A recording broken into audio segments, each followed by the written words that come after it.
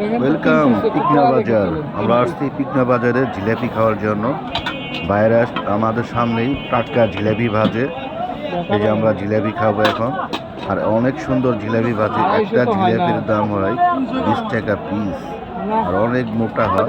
এটা পিকনা বাজারে এই যে জিলাপি কি বড় বড় দেখছেন, খুবই বিউটিফুল আর খুবই অসালো জিলাপি, খুবই ভালো আছে। আমরা খাবো এখন পিকনা বাজার জিলাপি। মুকুল ভাই কিনতেছে এখন জিলাপিটা। এই যে জিএফসিলের মুকুল ভাই, সুজন ভাইয়ের সাথে দেখা হলো যে আমরা জিলাপি খাচ্ছি। আমাদের সুজন ভাই আপনারা পিকনা হাটে এসেছেন, জিলাপি খাইয়েন, সেই স্বাদ সেই স্বাদ।